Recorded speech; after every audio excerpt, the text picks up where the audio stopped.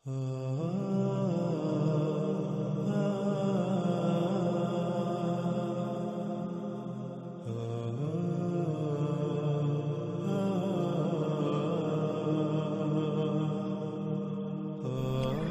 قوم عاد و قوم سمود کس قدر قوت میں بڑھ کر تھے اس کا اندازہ لگانا کوئی مشکل نہیں۔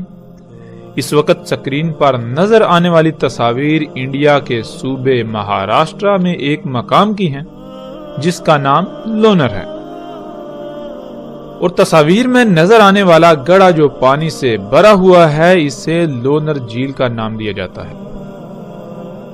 اس جھیل کو 1823 میں برطانوی راج کے ایک برطانوی افسر جس کا نام الیگزینڈر لونر تھا اس نے دریافت کیا، اور اسی وجہ سے اس کا نام لونر رکھا گیا، اور یہاں موجود بستی کا نام بھی لونر رکھا گیا۔ ناظرین، یہ جھیل قوم سمود کی طرف سے قوم عاد پر پھینکے گئے ایک بم کی وجہ سے وجود میں آئی۔ وہ بم کس قدر طاقتور تھا اس کا اندازہ اس کے پھٹنے سے وجود میں آنے والے اس گڑھے کے سائز سے لگایا جا سکتا ہے۔ اس گڑھے کی لمبائی تقریباً 1980 میٹر، چوڑائی 1840 میٹر، گہرائی 150 میٹر، اس کے کنارے سطح زمین سے 20 میٹر بلند ہیں، یعنی تقریباً اس گڑھے کا قطر 2 کلومیٹر ہے۔ قوم عاد سمیت گزشتہ قومیں کس قدر قوت میں بڑھ کر تھیں آج کا انسان اس کا تصور نہیں کر سکتا۔ ان کے پاس جو اسلحہ تھا وہ بھی کس قدر قوت کا حامل تھا، وہ قومیں کس قدر قوت کی حامل تھی، اس کا اندازہ ہم اس جھیل سے لگا سکتے ہیں۔ اور اس کے علاوہ ان گڑھوں سے جو ان قوموں کے درمیان ہونے والی عالمی ایٹمی جنگ جسے اللہ سبحانہ وتعالی نے قرآن میں القاریہ کہا سے وجود میں آئے۔ تصاویر میں نظر آنے والے یہ گڑھے قوم عاد اور قوم سمود جن 2 ایٹمی جنگوں میں ہلاک ہوئے ان جنگوں میں پھٹنے والے بموں سے وجود میں آئے۔ ناظرین، اس وقت سکرین پر نظر آنے والی تصاویر قوم سمود کے ان آثار کی ہیں جن کا اللہ سبحانہ وتعالی نے قرآن میں بار بار ذکر کیا، اور بار بار یہی کہا کہ کیا تم نے نہیں دیکھا وہ کیسے ہلاک ہوئے؟ کیا تم نے زمین میں سیر نہیں کی کہ ان کے گھروں میں نہیں گھومے پھرے؟ اللہ سبحانہ وتعالی نے قرآن میں بار بار ایسا کیوں کہا؟ اللہ سبحانہ وتعالی نے قرآن میں ایسا بار بار اس لیے کہا تاکہ تم عبرت حاصل کرو، کیونکہ آج جو کچھ تم کر رہے ہو یہ سب تو پہلی ہلاک شدہ اقوام کر چکی، جس سے وہ ترقی، سہولتوں، آسائشوں اور زمین میں اصلاح کا نام دیتے تھے، لیکن کیا یہ سب حقیقتاً اصلاح تھا یا پھر فساد؟ وہ فساد جس کا وہ خود ایسے شکار ہوئے کہ ان کا نام و نشان تک مٹ گیا، اور ان کے یہ آثار تمہارے لیے عبرت کا نشان بنا دیے گئے، اور اس کے باوجود آج تم یعنی دنیا میں آباد موجودہ لوگ بھی وہی سب کر رہے ہیں، تو پھر عنقریب تمہارا انجام بھی بالکل وہی ہونے والا ہے۔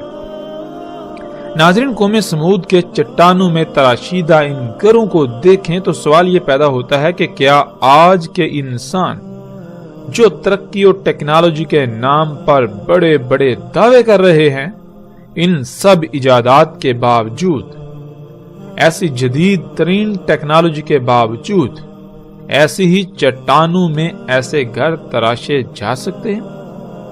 کیا موجودہ انسان اس ٹیکنالوجی، ان ایجادات سے ایسی چٹانوں میں اس طرح کے گھر تراش سکتے ہیں؟ آج دنیا کے بڑے بڑے نامور سائنسدان، یونیورسٹیاں اور تحقیقاتی ادارے گزشتہ ہلاک شدہ اقوام کے ان آثار پر تحقیقات کے بعد اس نقطہ پر پہنچے کہ آج جو ٹیکنالوجی، جو ایجادات انسان کر چکا ہے، ان سے ایسی چٹانوں میں ایسے گھر تراشنا ناممکن ہے۔ موجودہ انسان اس کا تصور بھی نہیں کر سکتے۔ پھر ان کا مزید یہ کہنا ہے کہ اول تو یہ کام انسان کا نہیں، اور اگر اس بات کو تسلیم کر لیا جائے تو جن انسانوں نے یہ گھر تراشے وہ ٹیکنالوجی میں موجودہ انسانوں سے بہت بڑھ کر تھے، جن کا تصور موجودہ انسان کے بس سے باہر ہے۔ قرآن میں اللہ سبحانہ و تعالیٰ نے یہ بات واضح کر دی کہ زمین کا اختیار انسان کو دیا گیا، نہ کہ اس کے علاوہ کسی دوسری مخلوق کو۔ تو یہ سب کچھ ان قوموں کا کیا درا ہے جو اپنے انہی مفسد اعمال کے سبب ہلاک ہو کر صفحہ ہستی سے مٹ چکے، جس سے یہ بات روز روشن کی طرح عیاں ہے کہ یہ سب گزشتہ انسانوں کے ہی اعمال ہیں۔ جب یہ سب انسانوں کے ہی آثار ہیں اور وہ ٹیکنالوجی میں ناقابل تصور حد تک موجودہ انسانوں سے بڑھ کر تھے، اس کے باوجود جب ہلاکت آئی تو کچھ بھی ان کے کام نہ آیا، تو موجودہ انسانوں کا ان قریب کیا انجام ہونے والا ہے یہ بھی پھر ڈکا چھپا نہیں۔ موجودہ انسانوں کے ساتھ بھی بالکل ویسا ہی ہونے والا ہے۔ ناظرین، پھر سوال یہ پیدا ہوتا ہے کہ قوم سمود نے ایسی سخت ترین چٹانوں میں ہی گھر کیوں تراشے؟ موجودہ انسانوں کی طرح گھر کیوں نہیں بناتے تھے، اور اس کی وجوہات کیا تھیں؟ تو اس کا جواب بھی اللہ سبحانہ و تعالیٰ نے بار بار قرآن میں دیا کہ جیسے آج موجودہ انسان آہستہ آہستہ مختلف مراحل کو طے کرتے کرتے ایک طویل مدت کے بعد اس مقام پر پہنچے، بالکل اسی طرح گزشتہ ہلاک شدہ اقوام بھی آہستہ آہستہ ایک لمبی مدت کے بعد اس مقام پر پہنچی تھی جب وہ ہلاکت کا شکار ہوئے۔ جیسے آج انسان کے اپنے ہی اعمال کے رد عمل میں آنے والی تباہیوں سے بچاؤ کی غرض سے انسان ایسے اقدامات کرتا ہے، یعنی جیسے آج زلزلے دن بہ دن بڑھ رہے ہیں تو ان سے بچاؤ کی غرض سے زلزلہ پروف گھر تعمیر کر رہا ہے، سیلابوں اور طوفانوں سے بچنے کے لیے ویسے ہی مسکن بنا رہا ہے، تباہ کن جنگوں میں تباہ کن ہتھیاروں سے بچنے کی غرض سے زمین دوز بنکر یا ایسی عمارتیں بنا رہا ہے جو اسے ان جنگوں میں استعمال ہونے والے بموں کی تباہی سے محفوظ رکھ سکیں۔ تو بالکل اسی طرح قوم عاد اور قوم سمود نے ایسے گھر بنائے۔ تو بالکل اسی طرح قوم عاد اور سمود نے اگر ایسے گھر بنائے تو وہ ان ایٹمی ہتھیاروں سے بچاؤ کی غرض سے جن کا خوف انہیں لاحق رہتا تھا، اور بالآخر جب وہ تباہی آئی تو کچھ بھی ان کے کام نہ آیا۔ ان کے شہر بھی موجودہ انسانوں کی طرح تھے، ان کی تعمیرات بھی، لیکن جو چٹانوں میں انہوں نے گھر تراشے وہ صرف اور صرف ایٹمی حملوں سے بچاؤ کی خاطر، بالکل اسی طرح جیسے آج پوری دنیا میں ممکنہ ایٹمی حملوں سے بچاؤ کی خاطر چٹانوں میں اور زمین دوز بنکرز بنائے جا رہے ہیں۔ تو جب گزشتہ اقوام ٹیکنالوجی سمیت ہر لحاظ سے موجودہ انسانوں سے ناقابل تصور حد تک بڑھ کر تھیں، اس کے باوجود ان کا انجام کیا ہوا؟ وہ صفحہ ہستی سے مٹ گئے، کچھ بھی ان کے کام نہ آیا۔ جو کچھ بھی انہوں نے بنایا تو کیا موجودہ انسانوں کے کچھ کام آئے گا جو کچھ یہ بنا رہے ہیں؟ اس کے باوجود کہ یہ انہیں مسیحا سمجھ رہے ہیں، بالکل اسی طرح جیسے وہ بھی اپنی ان ایجادات کو مسیحا سمجھتے رہے، لیکن یہ سب دجال محض دھوکہ ثابت ہوا۔ یہ تمام کی تمام ایجادات جن کو انسان اصلاح کا نام دیتا ہے، لیکن اللہ سبحانہ و تعالیٰ قرآن میں بار بار انہیں فساد قرار دیتا ہے۔ انسان انہیں اپنے لیے مسیحا سمجھتا ہے، لیکن قرآن میں اللہ سبحانہ و تعالیٰ نے انہیں بار بار محض ایک دھوکہ قرار دیا، جس دھوکے کا شکار پہلی بھی 6 اقوام ہو کر صفحہ ہستی سے مٹ چکی، اور نبی علیہ السلام نے اسے دجال کہا کہ انسان انہیں اپنے لیے مسیحا سمجھیں گے، لیکن حقیقت میں یہ مسیحا نہیں بلکہ دجال ہے۔ یعنی ان ایجادات کی حقیقت وہ نہیں ہوگی جو نظر آئے گی، جو دکھائی جائے گی۔ نظر آنے میں تو یہ مسیحا نظر آئیں گی، فائدے کی اشیاء نظر آئیں گی، آسائشیں، سہولتیں نظر آئیں گی، لیکن حقیقت میں یہ فساد عظیم ہوگا۔ وہ فساد جس سے دنیا کی ہر شے میں خرابیاں ہو جائیں گی، یوں انسان کے اپنے انہی اعمال کے سبب اس پر تباہیاں مسلط ہوں گی، یہاں تک کہ اتنی بڑی بڑی تباہیاں کہ موجودہ انسانوں کا نام و نشان تک صفحہ ہستی سے مٹ جائے گا۔ تو سوال یہ پیدا ہوتا ہے کہ کیا یہ سب مسیحا ثابت ہوا یا دجال، ایک عظیم ترین دھوکہ جس کا شکار تقریباً تمام کے تمام انسان ہو چکے ہیں۔ ناظرین، اس وقت سکرین پر نظر آنے والی تصاویر قوم لوط اور اخوان لوط کی ہیں۔ قوم لوط جو کہ بے حیائی اور فحاشی کا نمونہ بن چکی تھی، تو ان کا انجام کیا ہوا؟ ان پر جلتی ہوئی گندک کی بارش ہوئی۔ ناظرین، سوال یہ پیدا ہوتا ہے کہ کوئی قوم اس قدر بے حیا اور فحاش کیسے بن سکتی ہے کہ ان میں رائے برابر بھی کوئی جھجک نہ رہے اور وہ کھلم کھلا بدکاری کرنے میں اپنا کوئی ثانی نہ رکھتی ہو۔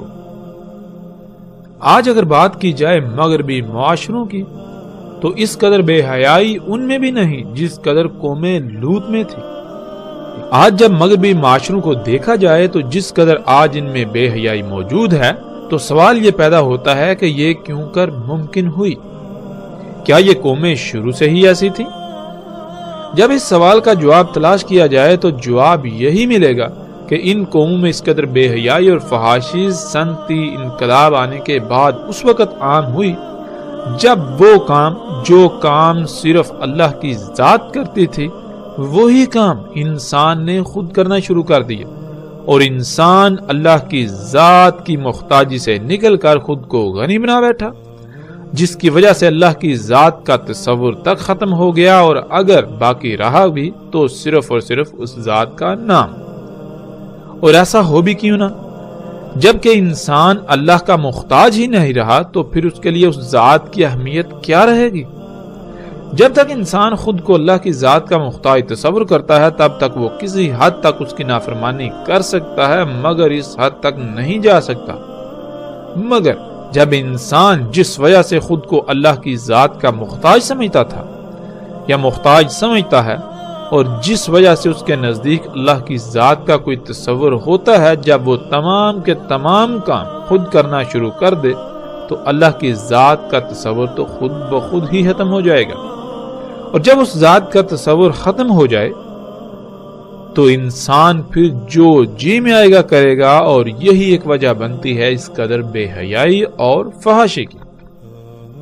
ناظرین، ورنہ آج بھی جن معاشروں میں اللہ کی ذات کا تصور موجود ہے، وہ گاڈ کے نام سے ہو یا ایشور کے نام سے یا کسی بھی نام سے، وہ معاشرے بت پرست ہوں یا جہالت کی انتہا پر، وہ بے حیائی میں اس قدر بڑے ہوئے نہیں ملیں گے، کیونکہ وہ خود کو کسی نہ کسی حد تک اس ذات کا محتاج سمجھتے ہیں، جس کی وجہ سے ان میں کسی حد تک اس ذات کا ڈر موجود ہوتا ہے۔ لیکن جب یہ ڈر نکل جائے یا ختم ہو جائے تو انسان بے لگام گھوڑے کی طرح آزاد ہو جاتا ہے، پھر وہ سب کچھ کرتا ہے جس پر اس کا نفس اسے ابھارتا ہے۔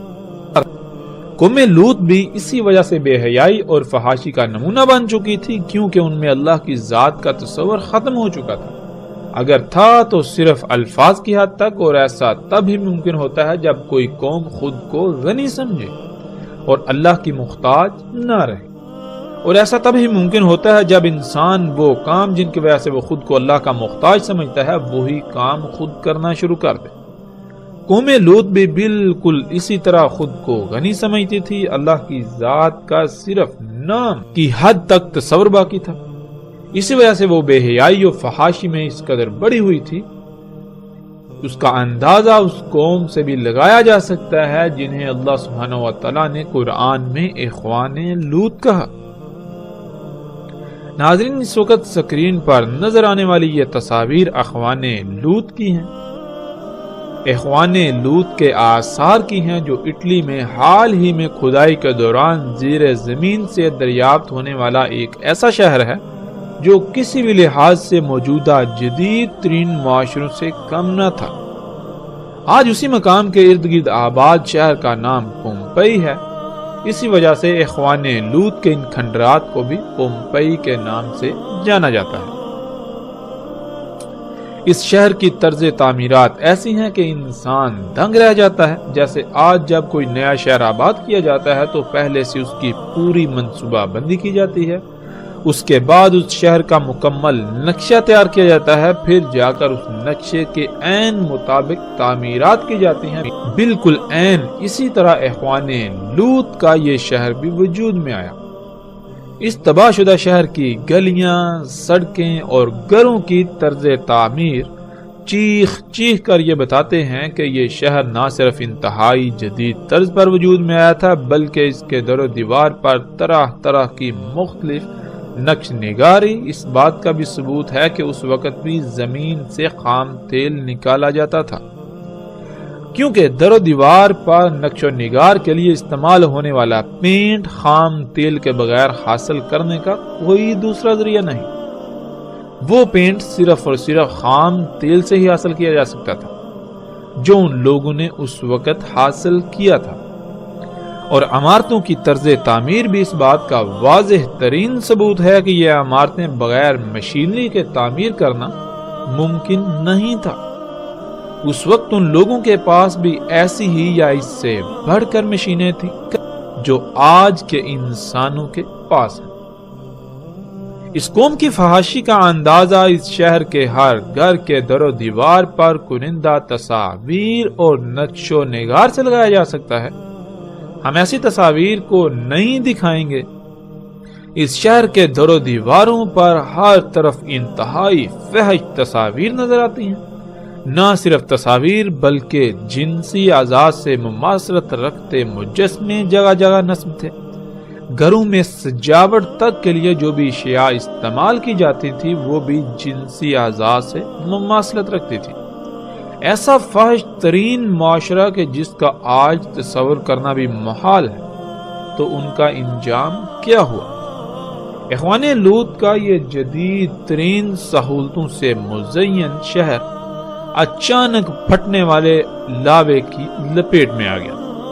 لاوا پھٹنے سے جو جس حال میں تھا اسی حال میں راکھ تلے دب گیا۔ کوئی جنسی حاجت کو پورا کرنے میں مصروف تھا تو کوئی کام کاج میں مصروف۔ جو گھروں سے باہر تھے تو وہ بھاگنے لگے جان بچانے کے لیے، لیکن کون تھا جنہیں اللہ کی پکڑ سے بچانے والا تھا؟ ناظرین، پھر وہی سوال کہ وہ کون سی شے تھی جس کے دجل کا وہ ہلاک شدہ قومیں شکار ہو گئی؟ کون سی وجوہات ہیں جن کی بنا پر کوئی قوم اجتماعی سطح پر فحاشی و بے حیائی میں اس قدر بڑھ جائے کہ اپنا کوئی ثانی نہ رکھتی ہو؟ وہ کون سی وجوہات یا اشیاء ہیں جن کی موجودگی میں انسان اللہ سے بے نیاز ہو جاتا ہے، وہ اللہ کی محتاجی سے نکل کر خود کو خود مختار سمجھتا ہے؟ وہ کام جو اللہ کے کرنے والے ہیں وہی کام خود کرنا شروع کر دیتا ہے۔ تو ایک ہی جواب سامنے آئے گا ان تمام کے تمام سوالات کا، وہ یہ کہ جب انسان اس سطح پر آ جائے جہاں آج موجودہ قوم ہے، جب مشینیں حاصل ہو جائیں جن سے انسان خالق کے کرنے والے کام بھی خود کرنا شروع کر دے، تو یہی ایجادات، یہی مشینیں، یہی ٹیکنالوجی، یہی صنعتی انقلاب ہی وہی دجال ہے جس کے دجل کا وہ قومیں شکار ہو گئیں۔ جب ہلاکت آئی تو کچھ بھی ان کے کام نہ آیا۔ یہ سب کا سب دجال ثابت ہوا، حالانکہ وہ اسے اپنے لیے مسیحا سمجھتے رہے۔ ناظرین، سکرین پر نظر آنے والی یہ تصاویر ان مثلث نما عمارتوں کی ہیں جو آج بھی مصر میں موجود ہیں، اور یہ مثلث نما عمارتیں آل فرعون کے آثار ہیں جو تقریباً آج سے 4000 سال پہلے سمندر میں غرق ہو کر ہلاک ہوئے۔ یہ مثلث نما عمارتیں اس وقت دنیا کے 7 عجائبات میں سے ایک ہیں۔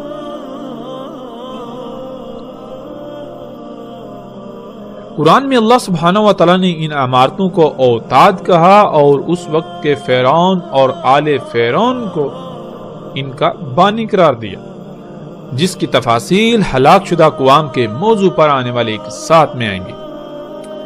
ناظرین، آج پوری دنیا کے بڑے بڑے نامور سائنسدان ہوں بڑی بڑی نامور یونیورسٹیاں ہوں یا سرکاری و غیر سرکاری تحقیقاتی ادارے ہوں، کوئی ایک بھی ایسا نہیں جس نے ان مثلث نما عمارتوں پر تحقیقات نہ کی ہوں۔ یہاں تک کہ ہزاروں کی تعداد میں ایسے سائنسدان بھی ہیں جنہوں نے آزادانہ طور پر ان پر تحقیقات کی، ان آثار کو انتہائی قریب سے دیکھا، لیکن اس کے باوجود آج تک کوئی ایک ادارہ، یونیورسٹی یا سائنسدان بھی ایسا نہیں ہے جو ان سوالات کے جوابات دے سکا ہو کہ یہ عمارتیں کیسے تعمیر کی گئیں، جن پتھروں سے یہ عمارتیں تعمیر کی گئیں وہ پتھر کہاں سے اٹھا کر لائے گئے، اور پھر یہ اتنے بھاری پتھر یہاں لائے کیسے گئے، کیونکہ نہ تو آس پاس سینکڑوں کلومیٹر دور دور تک ایسے پہاڑ ہیں جہاں سے یہ پتھر لائے گئے ہوں، اور پھر آج موجودہ دور میں بھی ایسے پتھروں کو اٹھانا یا ان کی ٹرانسپورٹ کرنا یہ سب ناممکن ہے۔ اس کے باوجود کہ آج موجودہ انسان خود کو بہت ترقی یافتہ ہونے کا دعوے دار ہے، آج اتنی بڑی بڑی غیر معمولی مشینوں، ایجادات اور ٹیکنالوجی کے باوجود ایسی عمارتوں کی تعمیر ناممکن ہے، لیکن کچھ ایسے تحقیقاتی ادارے ہیں جو یہ کہتے ہیں کہ اگر کوشش کی جائے تو اتنے حجم اور اس طرح کی محض عمارتیں بنانے کی کوشش کی جائے تو نہ صرف ان پر خربوں ڈالرز اخراجات آئیں گے، بلکہ کم سے کم 500 سال سے زیادہ عرصہ درکار ہوگا، اور وہ بھی صرف ایک عمارت پر، اور وہ صرف اس ڈیزائن میں محض پتھروں کی عمارتوں پر اخراجات اور وقت کا استعمال ہوگا۔ یہ بات الگ ہے کہ آل فرعون نے یہ عمارتیں کس مقصد کے لیے تعمیر کی۔ آج تک کوئی بھی انسان یا ادارہ ایسا نہیں جو یہ بتا سکا ہو کہ یہ عمارتیں کس مقصد کے لیے تعمیر کی گئیں، اور ظاہر ہے آل فرعون نے بغیر کسی مقصد کے تو ان کی تعمیر نہیں کی ہوگی، بلکہ کسی نہ کسی مقصد کے لیے ان کو تعمیر کیا ہوگا۔ پھر ان عمارتوں کی تعمیر ریاضی کے اتنے پیچیدہ ترین قوانین کے تحت کی گئی کہ آج موجودہ تمام کے تمام اداروں اور سائنسدانوں یا جنہوں نے بھی تحقیقات کی ان سب کو چکرا کر رکھ دیا۔ ناظرین، ان عمارتوں کو لے کر یہ چند بنیادی سوالات ہیں جن کے جوابات آج تک کوئی انسان نہ دے پایا۔ ان کے علاوہ سینکڑوں سوالات ایسے ہیں انہی عمارتوں کے حوالے سے، مگر جب بنیادی سوالات کے جوابات ہی نہیں تو پھر باقی سوالات کے کیا جوابات ہوں گے؟ سائنسدانوں کی ایک بڑی تعداد اس بات کو تسلیم کرنے کو تیار ہی نہیں کہ یہ کام انسانوں کا ہو سکتا ہے، بلکہ ان کا یہی کہنا ہے کہ یہ کام انسانوں کا نہیں بلکہ کسی اور مخلوق کا ہے جو انسانوں سے ناقابل تصور حد تک ٹیکنالوجی میں بڑھ کر تھی، لیکن اس بات کو جھٹلایا نہیں جا سکتا کہ یہ کام انسانوں کا ہی ہے۔ تو جب یہ بات ثابت شدہ ہے کہ یہ کام انسانوں کا ہی ہے تو پھر ان کا کہنا یہ ہے کہ جن انسانوں نے یہ تعمیرات کی وہ موجودہ انسانوں سے ٹیکنالوجی اور ذہانت میں غیر معمولی حد تک بڑھ کر تھے۔ ناظرین، ان عمارتوں پر اٹھنے والے سوالات کے آج تک کوئی انسان جواب نہ دے پایا تھا کہ انہی عمارتوں سے تعلق رکھنے والے آل فرعون کے مزید ایسے آثار دریافت ہوئے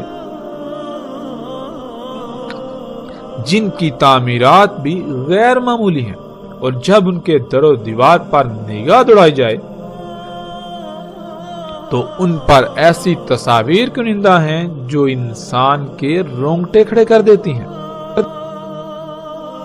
سکرین پر آپ ان تصاویر کو دیکھ سکتے ہیں جن میں بالکل ایسے ہی ہیلی کاپٹر، جہاز، ٹینک، سیٹلائٹ انٹینا اور آبدوز کی تصاویر ہیں جو آج موجودہ انسانوں کے پاس ہیں۔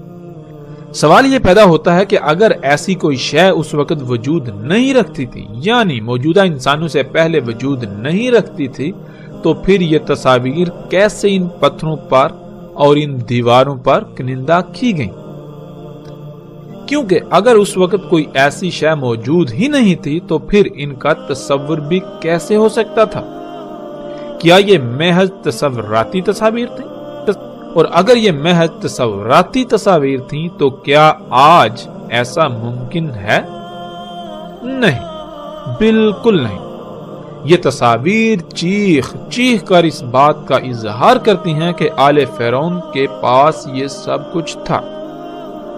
نہ صرف یہ سب بلکہ موجودہ انسان اس کا تصور بھی نہیں کر سکتے۔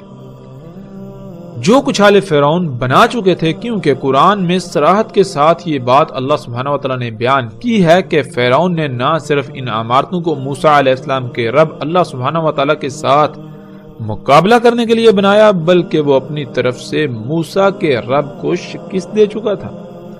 اس کے بعد وہ موسیٰ علیہ السلام اور بنی اسرائیل کے پیچھے پڑا انہیں قتل کرنے کے لیے کہ موسیٰ کے رب سے تو نبٹ چکا، اب موسیٰ کی باری ہے۔ فرعون نے کیسے اللہ سبحانہ وتعالی کے ساتھ مقابلہ کیا؟ ان عمارتوں کو کیسے، کتنی مدت میں اور کن مقاصد کے لیے تعمیر کیا؟ اور آل فرعون کے پاس کیا کچھ تھا؟ ان تمام سوالات کے جوابات ہم آگے جا کر ہلاک شدہ اقوام کے موضوع پر آنے والے ایک ساتھ میں تفاصیل کے ساتھ دیں گے، اور ایسے ایسے رازوں پر سے پردہ اٹھائیں گے جو آج تک راز ہی رہے۔ ایسے ایسے سوالات کے جوابات دیں گے جن کے جوابات آج تک کوئی انسان نہ دے پایا، اور نہ صرف ہم جوابات دیں گے بلکہ پوری دنیا کو چیلنج کریں گے کہ وہ ہمارے جوابات کو غلط ثابت کر کے دکھائے، جو کہ ناکام رہیں گے بلکہ الٹا اپنی تحقیقات سے ان کو سچا ہی ثابت کریں گے۔ یہ تمام باتیں تو آنے والی ایک ساتھ میں ہوں گی، لیکن یہاں جو بات سامنے آتی ہے وہ یہ کہ جو اللہ کی ذات کے ساتھ مقابلے پر اتر آئے اور پھر وہ یہ سمجھے کہ اس نے اللہ کی ذات کو شکست دے دی، کیا وہ پتھر کے دور کا کوئی انسان ہو سکتا ہے؟ وہ کون سی شے ہے جو انسان کو خالق و مالک سے بالکل بے نیاز کر دے اور الٹا اس کو خالق کے مقابلے پر لا کھڑا کرے؟ وہ کون سی شے ہے جس کی بنیاد پر انسان یہ جرأت کر سکتا ہے کہ وہ خالق و مالک اللہ سبحانہ وتعالی کے ساتھ ببانگے دوہل مقابلے پر اتر آئے؟ وہ ٹیکنالوجی میں کس قدر بڑھ کر تھا، موجودہ انسان اس کا تصور بھی نہیں کر سکتے۔ ناظرین، اور جب ان کی تعمیرات کا ہی آج تک کوئی جواب نہ دے سکا تو پھر یہ کیسے ممکن ہے کہ موجودہ انسان اس بات کا تصور کر سکیں جو کچھ ان کے پاس تھا؟ اللہ سبحانہ وتعالی نے قرآن میں صراحت کے ساتھ کہہ دیا کہ تم ان ہلاک شدہ اقوام کے 10% کو بھی نہیں پہنچے اور نہ ہی پہنچ سکتے ہو۔ یعنی جو کچھ آج تم بنا چکے ہو، جو قوت، یہ جو مشینیں، یہ ٹیکنالوجی، یہ جتنی بھی ایجادات تم کر چکے ہو، یہ ان قوموں کا 10% بھی نہیں، اور نہ ہی تم ان کے 10% کو پہنچ سکتے ہو جو قومیں تم سے پہلے ہلاک ہو چکی۔ قوم عاد، قوم سمود، قوم لوط، اصحاب مدین ہوں یا پھر آل فرعون وغیرہ، ان کے پاس جو کچھ تھا وہ تم سے کئی گنا بڑھ کر تھا۔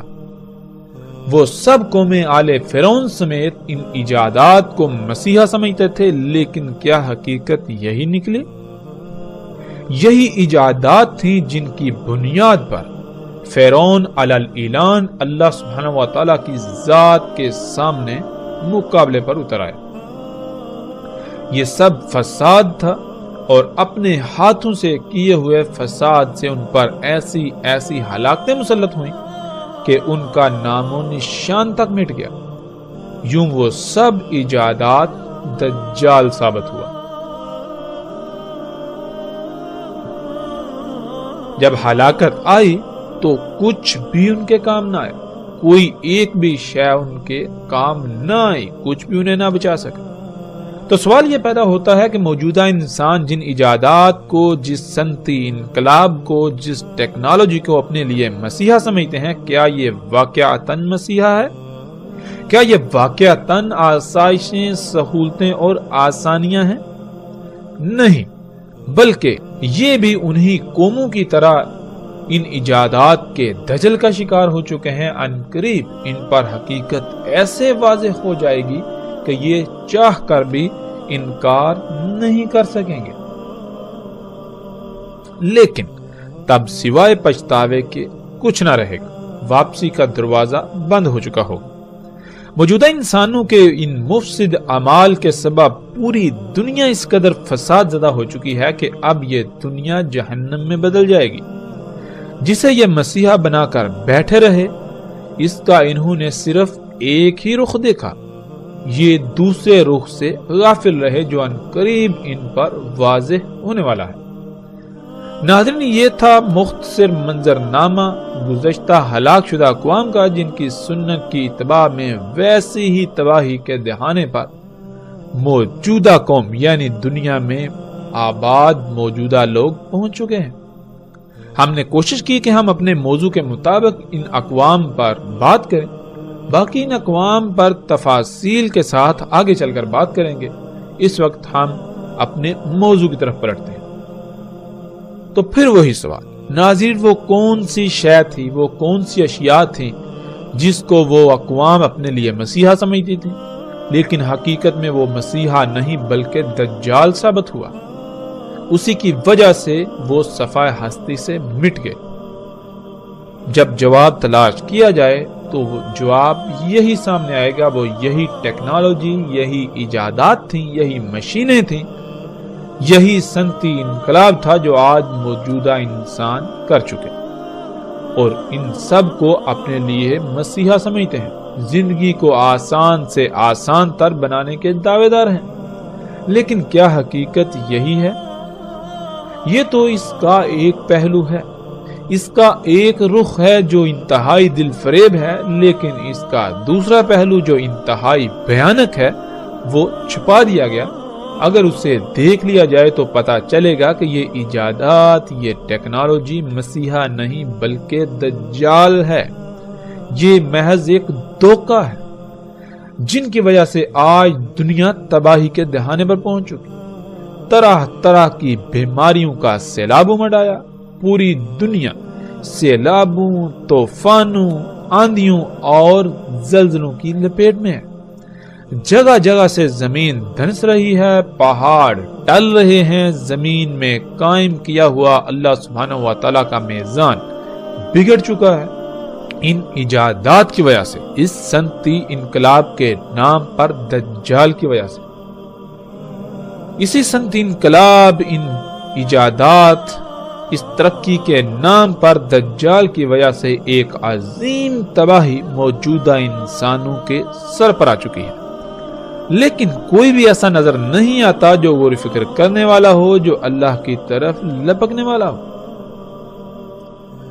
ناظرین، رسول اللہ صلی اللہ علیہ وآلہ وسلم نے کہا تھا کہ کوئی ایک بھی نبی ایسا نہیں جس نے اپنی قوم کو فتنہ دجال سے نہ ڈرایا ہو۔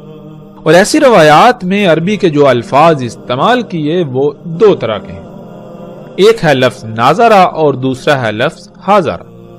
ناظرہ کہتے ہیں متنبہ کرنے کو، یعنی اگر کوئی ایسا کام کیا جا رہا ہو جس کا نتیجہ انتہائی بھیانک ہو یا نقصان دہ ہو تو اس کام یعنی اس عمل کے رد عمل سے پہلے ہی اس سے آگاہ کر دینا کہ اس عمل کو یا ان اعمال کو چھوڑ دو، ورنہ رد عمل کی صورت میں مارے جاؤ گے، نقصان اٹھاؤ گے۔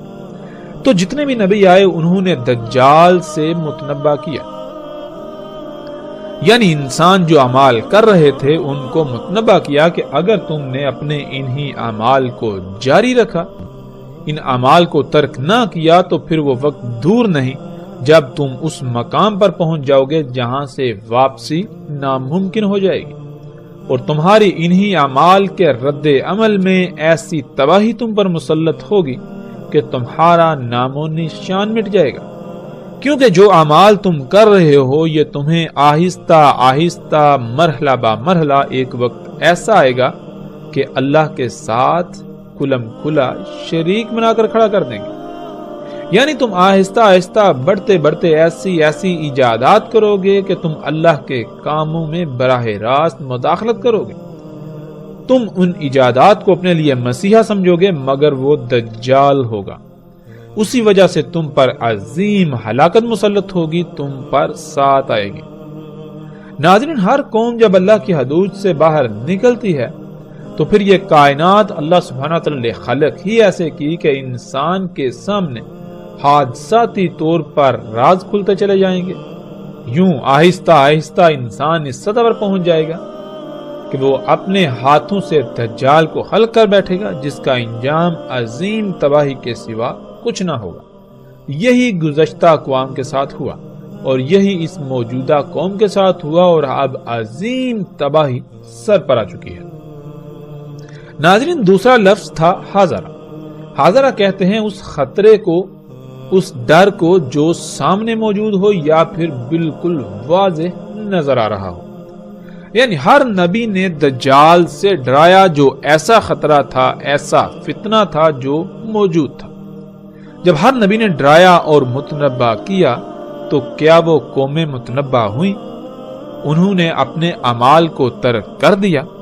قرآن میں اللہ سبحانہ وتعالی نے بار بار واضح کر دیا کہ نہیں، انہوں نے ہر نبی کی، ہر رسول کی تکذیب کر دی، تو پھر وہ اسی ہلاکت کا شکار ہوئے جس سے ان کو متنبہ کیا گیا تھا۔ اللہ سبحانہ وتعالی قرآن میں واضح طور پر اسے حیات الدنیا، یہ ایجادات قرار دیتا ہے، اور رسول اللہ صلی اللہ علیہ وآلہ وسلم نے اسے دجال کہا۔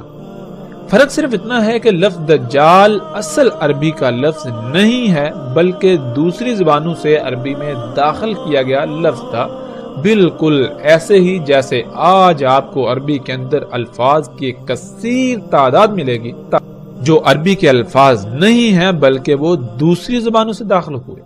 مثلا جیسے لفظ ٹیکنالوجی ہے تو آج عربی میں وہ داخل ہو چکا اور اسے عربی لہجے میں ٹیکنالوجی کہا جاتا ہے۔ جیسے ہی تھوڑا وقت گزرے تو آئندہ آنے والی نسلیں یہ ماننے کو تیار ہی نہیں ہوں گی کہ یہ لفظ ٹیکنالوجی عربی کا لفظ نہیں ہے، بلکہ ان کے لیے یہ لفظ عربی کا ہی کہلائے گا اور انہیں نظر آئے گا۔ بالکل اسی طرح اس وقت لفظ دجال، جو کہ اصل عربی کا لفظ نہیں ہے، یہ کسی دوسری زبان کا لفظ تھا جو اس وقت عام استعمال ہوتا تھا، اور قرآن میں اللہ سبحانہ وتعالی نے لفظ غرور استعمال کیا جو کہ خالص اصل عربی کا لفظ ہے، لیکن اس وقت اس کا استعمال عام نہیں تھا، بلکہ اسی طرح جیسے قرآن میں لفظ الانفال آیا، جب یہ لفظ عربوں کے سامنے آیا تو وہ اس لفظ سے ہی واقف نہ تھے، تو سوال کر دیا کہ یہ انفال کیا ہے، تو صرف لفظ انفال کی وضاحت کے لیے پوری سورت انفال نازل ہوئی۔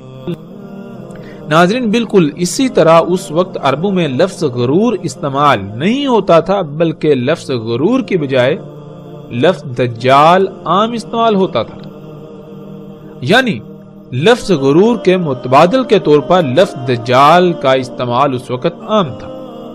دجال لفظ چونکہ اصل عربی کا لفظ نہیں اور قرآن اللہ سبحانہ وتعالی نے عربی میں نازل کیا، تو اسی وجہ سے رسول اللہ صلی اللہ علیہ وآلہ وسلم نے اس وقت کے لوگوں کو سمجھانے کے لیے جو اس وقت لفظ عام استعمال ہوتا تھا، جو سب کی سمجھ میں آنے والا تھا، اسے استعمال کیا۔ یوں لفظ غرور اور لفظ دجال دونوں ایک ہی معنی رکھتے ہیں۔ اللہ سبحانہ وتعالی نے اسے قرآن میں حیات الدنیا قرار دیا، جیسا کہ آپ اس آیت میں دیکھ سکتے ہیں۔ اللہ سبحانہ وتعالی کہتے ہیں وَمَا الْحَيَاةُ الدُّنْيَا إِلَّا مَتَاعُ الْغُرُورِ، اور نہیں ہے دنیا کی حیات مگر دھوکے کا ساز و سامان۔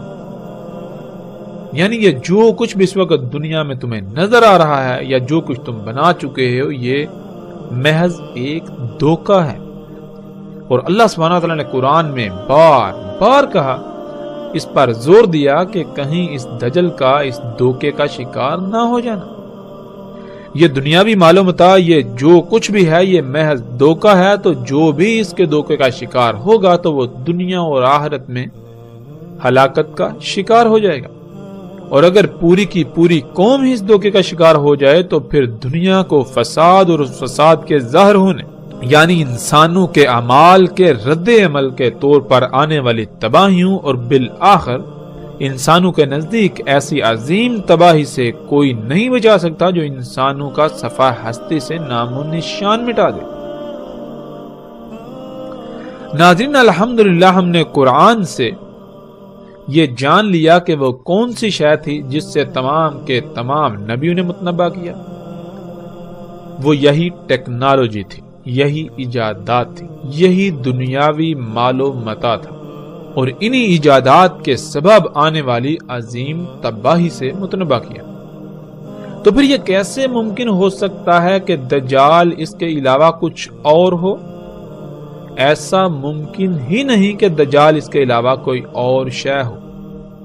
اب اصل سوال یہ ہے کہ اگر دجال یہی ایجادات ہیں، یہی صنعتی انقلاب ہے، تو کیا محمد رسول اللہ صلی اللہ علیہ وآلہ وسلم نے ان ایجادات کو دجال کہا؟ اور اگر ان کو دجال نہیں کہا تو کم از کم اتنے غیر معمولی امور کے بارے میں رسول اللہ صلی اللہ علیہ وآلہ وسلم نے کچھ نہ کچھ تو ضرور بتایا ہوگا۔ کیا یہ ایسا ممکن ہے کہ اتنے غیر معمولی امور جن کا آج سے چند صدیاں پہلے تصور کرنا بھی ممکن نہیں تھا، ان کے بارے میں رسول اللہ صلی اللہ علیہ وسلم نے کچھ بتایا نہ ہو؟ ایسا ممکن ہی نہیں۔ اگر ان کو دجال نہیں کہا تو پھر ان کو کیا کہا؟ کچھ نہ کچھ تو ضرور کہا ہوگا۔ ان ایجادات کے بارے میں کیا آج تک ہمیں بتایا گیا؟ کیا آج تک ہم نے یہ سوال اٹھایا؟ اگر نہیں تو کیوں؟ اللہ کے فضل سے اب ہم یہ جانیں گے کہ ان ایجادات کے بارے میں محمد رسول اللہ صلی اللہ علیہ وآلہ وسلم نے کیا کہا۔ جب قرآن ان ایجادات کو دجال کہہ رہا ہے تو پھر کیا محمد رسول اللہ صلی اللہ علیہ وآلہ وسلم نے بھی انہیں دجال کہا؟ اب ہم آتے ہیں اس طرف اور روایات میں رسول اللہ صلی اللہ علیہ وآلہ وسلم کے الفاظ کو سامنے رکھتے ہوئے تفصیل کے ساتھ اس پر بات کرتے ہیں۔